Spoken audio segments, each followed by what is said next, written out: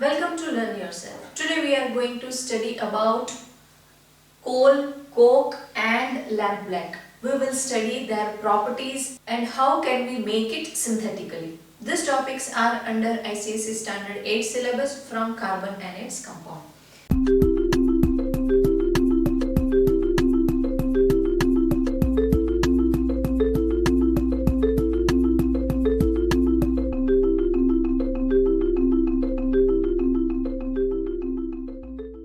Earlier we have studied what is carbon, what is its property.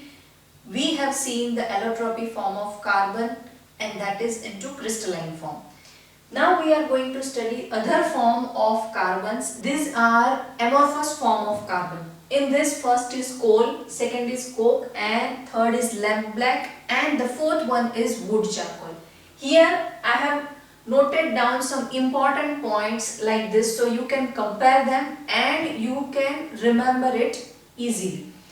Now here first we will see about coal. So what is coal? It is a slow bacterial decomposition of vegetable matter and after a long period of time whatever we will get is a coal. But again it is depending upon how much percentage of carbon is remaining in that. If you are taking it out after millions and millions of years, then a complete vegetative matter has been transformed into carbon. So in that case the carbon percentage is more and that coal is superior quality coal. If you are taking out within a little small period of time, then a complete vegetable matter has not been transformed into carbon. So there are some impurities remain in that. So carbon percentage will be less and impurities will be there. As the impurities will be more and carbon percentage will be less, that the quality of coal will be inferior in that case. So here these are the different types of coal according to the percentage of carbon remaining in that. This is named pit. It has 60% of carbon and 40% of other impurities. Lignite has 65% of carbon. Bituminous coal has 85% of carbon. It is hard in structure and it is smoky. Anthracite has 90% of carbon and this coal is termed as superior quality coal and it is a non-smoky. That means whenever you are ignited, the smoke will not be generated because of the less percentage of impurities. Now the uses of coal is used to manufacture of coke, coal gas and synthetic petrol. Now coming to coke. So when bituminous coal we are heating it at 1300 degrees Celsius in absence of air, we will get a coke. This process is known as destructive distillation of coal. This is important. When bituminous coal we are heating in absence of air at 1300 degrees Celsius, then we will get coke and this process is known as destructive distillation of coal. Here these are the properties of coke, that it is black, it is porous in nature, then non-conductor of heat. It is non-conductor of heat and it is strong reducing agent.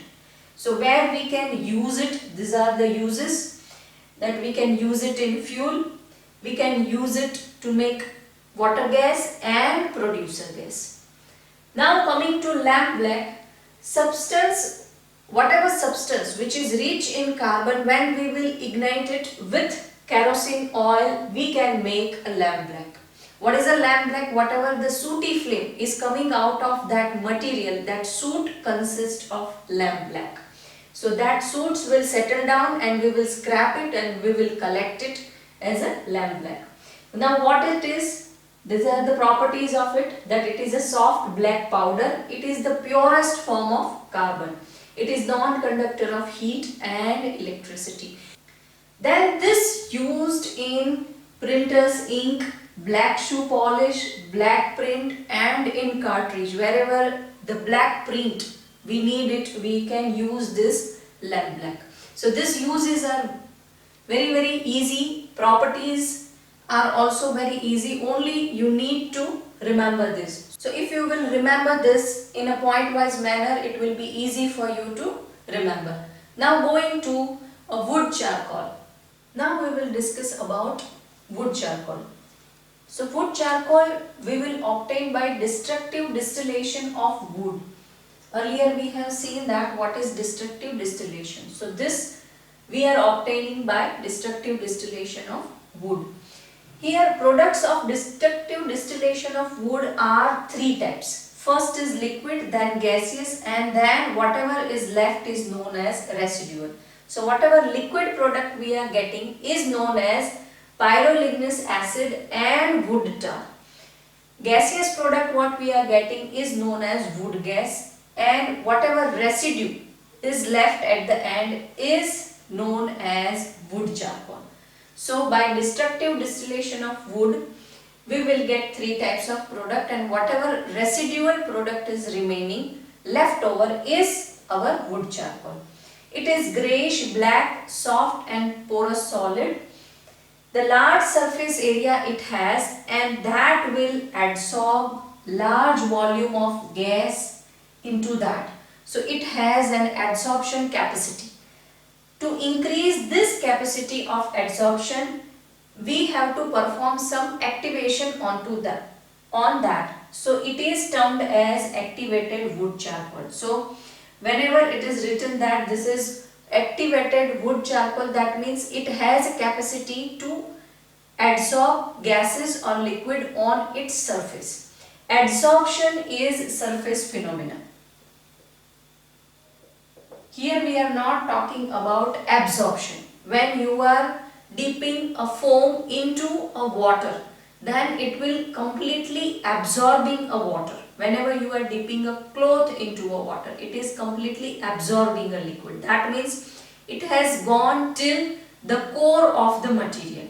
The complete material is wet. Here we are talking about adsorption. This is D, and in absorption we are using B. So adsorption means the material has been absorbed only till the surface layer. It has not gone till the core. So that phenomena is known as adsorption. So this adsorption is surface phenomena. So this activated wood charcoal has absorption capacity of any poisonous gas. That means if the gas is there or any foul smell is there.